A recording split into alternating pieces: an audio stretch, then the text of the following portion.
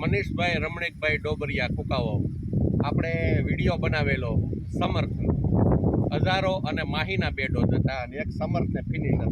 એ ખેતરમાં પાણી આવેલું જતું હતું અને 27/7 સમર્થના ડોઝ મેળવવાનો આપણે વિડીયો 8-10 દિવસ પહેલા મૂક્યો હતો. આજે ત્યાં માંડવી નીકળે છે અને આ એની મગફળી છે. આ તમે નજરે જોઈ શકો છો. આ એના પોપટા. આ છે રિઝલ્ટ. હજારો, 2 ડોઝ હજારો ને માહી અને 1 ડોઝ ફિનિશર અને સમર્થ. કેવું ઉતારામાં લાગે છે મનીષભાઈ? 3 બાર વ્યૂ છે ને. આપણને શું મનમાં હતું કે માંડવી 20 મણ નહીં થાય. ત્યારે આપણે વાત કરી હતી તમે જે રીતના માવજત કરી છે દોઢ ખાંડી ઉપર માંડવી, કારણ કે વાતાવરણની પ્રતિકૂળતા એટલી હતી કે પાણી સતત ચાલુ જતું હતું. 1 મહિનો સ્પ્રે નહોતો કરાણો અને મગફળીની અંદર એવું લાગતું હતું કે ભાઈ આની અંદર દાણા બધા બગડી જાય. એને બદલે આ તમે નજરે રિઝલ્ટ જોવો છો.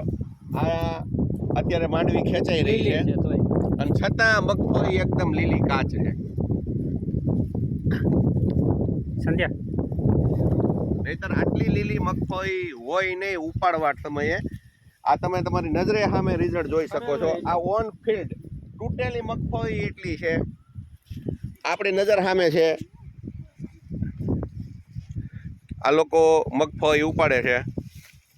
હા શેઠ, કેવીક લાગે છે? થાય હારી થાય? હારી થાય ને? ઉપાડવામાં મજા આવે ને? કારણ કે એકદમ લીલી કાચ મગફળી છે અને આ તમારી નજર સામે પરિણામ જોવો છો. હજારો, માહી, સમર્થ અને ફિનિશર. સરળ અને સફળ ખેતી અપનાવો. વધારે હાઈવાઈ કરવા કરતાં સમયે કામ કરો. મેઇન વસ્તુ છે કે સમયસર તમે જે સારવાર કરશો એમાં આટલું સરસ પરિણામ આવી છે. મનીષભાઈ રેડી છે ને? તો વાંધો નહીં. સરસ.